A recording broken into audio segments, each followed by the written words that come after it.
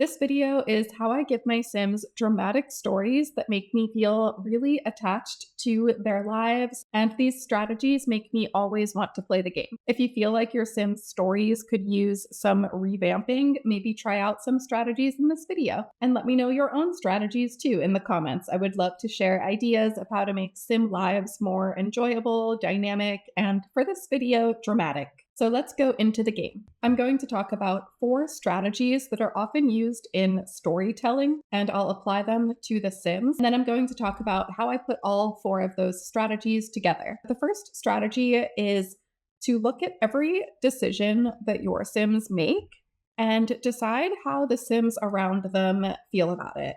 And you can break that down into 2 easy categories. Do they like the decision the other Sim made, or do they dislike that decision? So this is the mother of the family, Shu. And then this is the father, Kaleo. He is my Sim. Like, I've had him since he was born, but she married into the family. And then this here is Leela. She's Shu's little sister. And she has been bumped around to 3 different households because her caregivers have always been elders. Her parents were quite old when they had her, and they died when she was like a toddler. And then she moved in with some other family, but they were also elders. They died. And now she's here. She came into this household when she was like 10.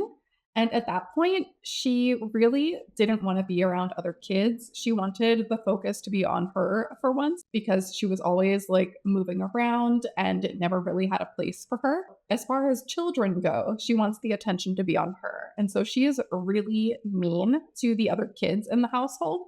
And she's actually the eldest. They're both younger than her, but she bullies them a lot. Let's see, her relationship with them. Yeah, they are like sworn enemies here with the one child. And then the other one, she just has a really low relationship with him. So for this first strategy, we're looking at the decisions your Sims make. So this woman choosing to bring in her little sister into the family is a decision. So Leela bullies them, but she acts like a perfect little angel in front of adults. Like, the adults think that she's never harmed a fly in her entire life. Meanwhile, they've gotten into multiple fights already. And Ophelia is not happy about it because she literally shares a bedroom with her bully and she can't really do anything about it. Like, she can't change it. She's just stuck with it in her childhood home. But she doesn't like that decision. The parents, they like that decision. They like Leela. They think she's a good kid. And she is good to her parental figures, but she's horrible to any other children in the house. So the children in the house, Florian and Ophelia, they hate that decision. And so it has affected their relationships with their parents. They still have high bars, but they never really interact like at all. And so they kind of have some issues going on in their personal lives that their parents just don't know about at all because they can't tell their parents about Leela being a bully and treating them horribly in the house because they just don't believe it. The parents don't believe it. That means the kids don't share other problems going on in their lives. This girl has a lot of self-esteem issues. She has really low confidence, but her parents don't know anything about it. And actually, very soon, she is going to leave the household and she's going to enroll in like a mermaid school. So that's how she is reacting to her parents' decision of bringing in this other kid. You could take this strategy in so many ways because any decision your Sim makes, like taking on a different job that maybe doesn't make as much money as their previous job, that could affect their relationships with their family. Maybe some of their family is happy with them for pursuing their dream and their other family members are angry at them for taking a lower paying job. Something I do with these kids is that when the parents are like outside, when the parents are nowhere near them, I just have them start being so angry at each other. So we're gonna go up here and I'm just gonna have her be mean to them as she usually is. And it was my choice to make her mean, but in the second household she moved into, there were some other kids there and she was just always getting into arguments with them without my input at all. And so I decided that that was kind of her backstory. So we're gonna do tease about face. It's horrible. She doesn't pick on Florian as much as Ophelia. Florian's like the baby of the family, so she leaves him alone a little bit. But Ophelia, they're closer in age. We're going to tease Florian, and then maybe we'll fight Ophelia. The funny thing about when they fight is that Ophelia has really high fitness skills. So this girl is always starting fights with her, but Ophelia always wins them. I think Leela just likes getting into fights, even if she doesn't win. She just enjoys angering people. Okay, yeah, they're fighting. Ophelia's probably gonna win. Like, she has really high fitness skill. Yeah, she won. But the point of this is to show the parents' decision of bringing the other child in here really affecting the other kids. We're just going to illustrate that a little bit with the parents. So Kaleo, her dad, is really generous. He has like amazing problem solving skills, emotional control. He's really good at conflict resolution and things like that. So for him, he wants them to make up. Like, he's not going to just put blame on the other kid. He's going to just try to make them say sorry and move on, basically. But can we do fix bad relationship? Yeah. Try to fix bad relationship with Leela. And so the reason he would respond this way is because of his character values. He has the mediator trait from having positive conflict resolution. Like, he has everything as far as the character values. Oh, yeah, that just got like a bad relationship thing with them. So I don't think she took it well. So because she doesn't like that he suggested to make up with the other girl, I'm going to have her complain to him or maybe argue a little bit. Oh, there is actually a curfew. Maybe because she can't stand being in the house and sharing a room with Leela, maybe she'll argue with him about the curfew. She's actually in a rebellious phase right now. Wait, this is perfect. So yeah, we're going to do argue about curfew because she has the rebellious childhood phase right now and she just doesn't want to be in the house. But I feel like she doesn't know how to bring up this problem with Leela to her dad, because when she tells him about their arguments, he's just like, you girls just need to make up. You just need to like say sorry and move on. And she's like, Dad, it's it's not that simple. Leela's crazy. So she's going to argue about curfew because she just wants to get out of the house. So this is how I tried to show Sims' decisions and how their family members can react to them in different ways. But I think the easiest way to think of it is just that any big decision your Sim makes, like who they marry, their job, what hobbies they're going to passionately pursue if they're bringing anybody else into the household, the other Sims around them can react positively or negatively. And you can choose how they react based on their traits and their own experiences, their own upbringing, and use that to kind of influence the relationship between them. The next point of the video is to have conflicting traits.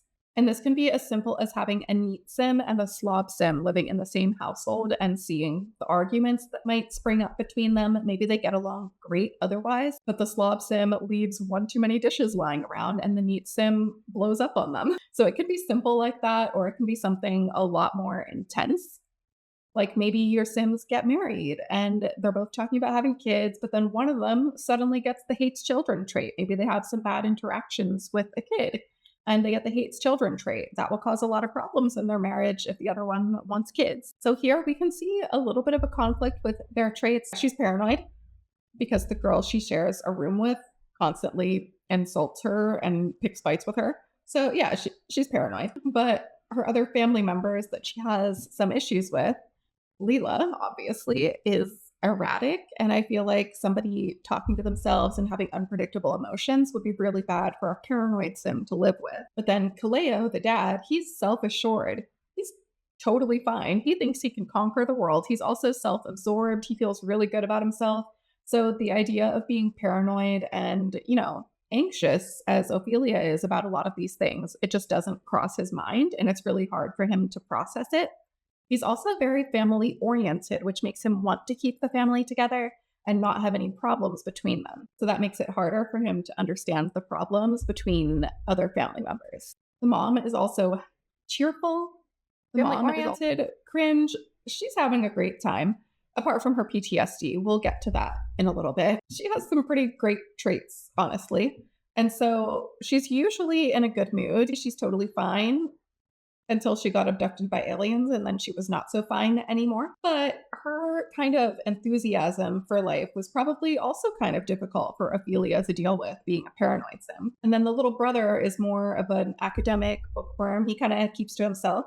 So having very outgoing parents might also be a bit of a challenge for him. But beyond just conflicting traits, there are also compatible traits and how that can affect your sim. Do your sims ever become emotionally dependent on each other? Does that ever become toxic in a way? Do they not spend any time with anybody else? Or does it just make them super loyal to their friends and family and maybe they don't really talk to anybody outside of their household? So traits that are more compatible can also add more to storytelling. And then the third point of the video kind of goes back to this girl.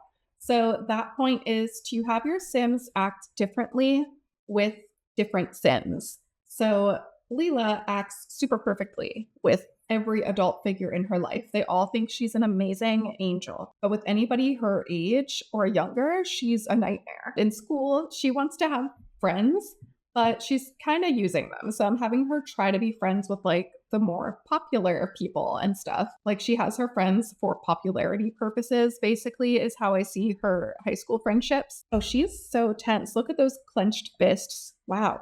Let me get in first person mode from his point of view. Oh, wow. She is so angry. Oh, she hates us. She hates us. Wow. Okay.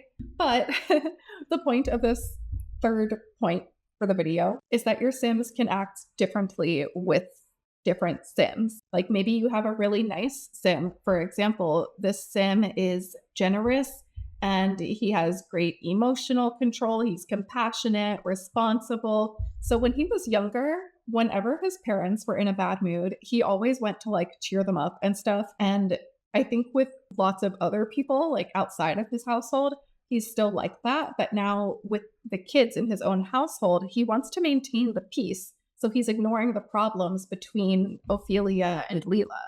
So that is a way that he's acting differently with different sims. That's something that I try to keep in my head and adjust how my sims interact with people, even if it's very subtle. I feel like it's effective and it helps build a story. And last is a question that I try to answer with my sims, and that is, what is their vice? And I tried to think of a better word for this for the video, but I couldn't think of a better word. It's basically what makes your sim tick, but in a bad way. So what will set your sim off if it happens? What is your sim's weakness, even if it stems from something good? For this sim, he's very generous. Everybody sees him as this nice, caring man. He's always donating to charity. He's like a school principal. He's just always helping people. And because of that, people have praised him. They're like, oh, you're so amazing. And so because of that, I gave him the self-absorbed trait. He sees himself as this magical mediator of problems who can fix anything going on around him. So that's his vice. He's very generous, very kind, but it's gotten to the point where he has an ego about it. With Shu, hers is a bit harder to see from like her traits. This is just something I've developed for her over time. So she is very family oriented. She was working, she's still a business tycoon. She's at the top of the management career, but she also earns a retail store. Once she runs out of vacation days and like getting paid for vacation days, then I'll have her quit this career.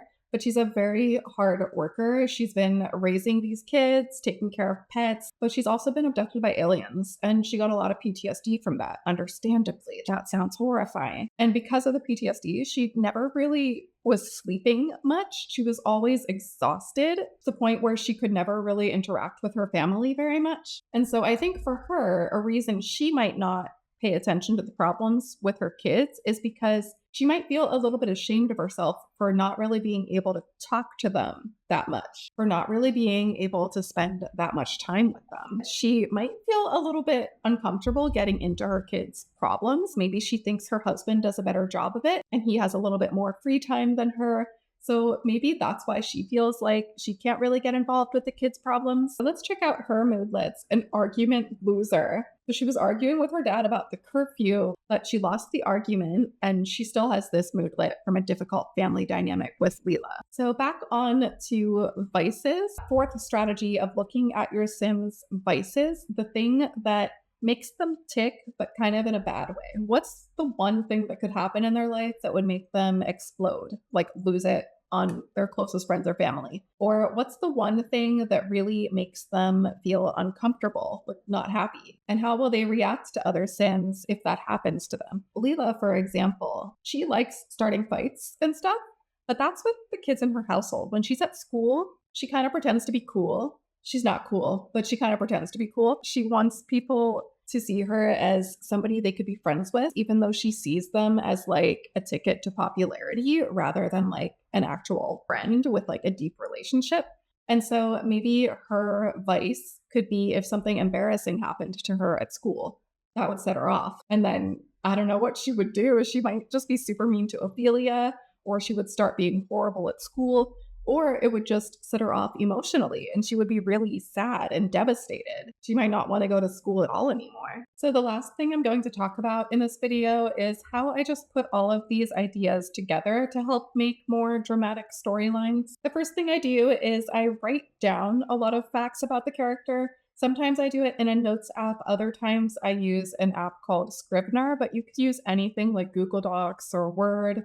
A note on your phone is probably the easiest, but if you have a lot of Sims, that could get overwhelming. So I write down each Sim's sort of emotional core, is what I like to think of it as. It's the things that they love, the things that bother them. It's not just their traits, but how they kind of move through the world. I also write down my Sims vices, the things that make them tick or explode or lose it, the things that will just really send them spiraling. What are those things? I think of that. And then I write down how they interact with other Sims around them based on not only traits, like conflicting and compatible traits, but also how they'll interact based on decisions the other Sims make. So in my notes, I put kind of a description of the Sims' emotional life and the actions they're taking. And then I write down what they're going to do about it, basically, like what actions they're going to take with themselves and with other Sims, and then what the final aftermath will be after all of that happens. You might remember I mentioned that this Sim got abducted by aliens. So she has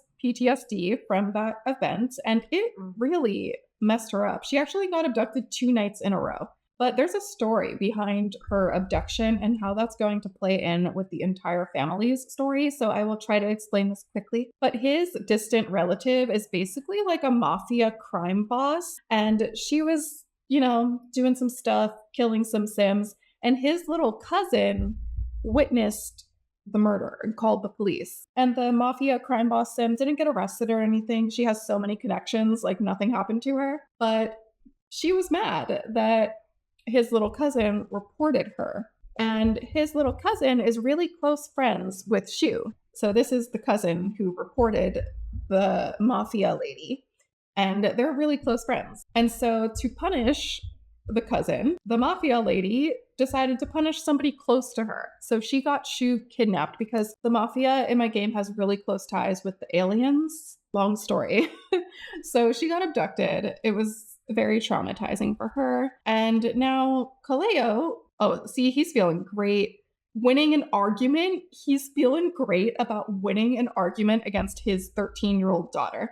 Okay, that's cool, sir. But because he has such an ego from all of his character values, from being a mediator, having emotional control, being compassionate and responsible, he thinks that he can just solve the problems with mafia crime boss lady. He's like, well, we're distantly related anyway, so if I just go there and I talk to her and I turn on my charm, she'll forgive us. She'll maybe compensate us even for the alien abductions. It will be fine. And then everything will be happy. And I think she's going to kill him. So, yeah, that's the plan. And once he dies, she will no longer want to live in this house because she's going to have this girl bullying her.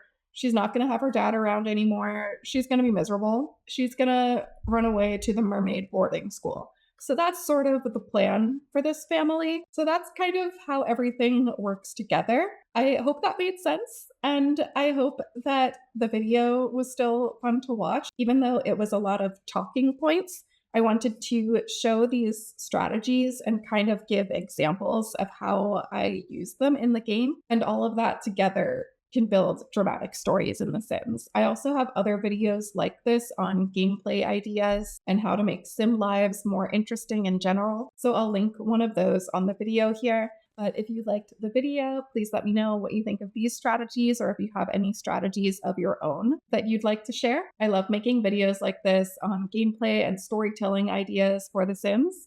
So if you haven't already, please make sure to like and subscribe so you can see when I post more videos. I hope you have a wonderful day and I'll see you in the next video. Bye!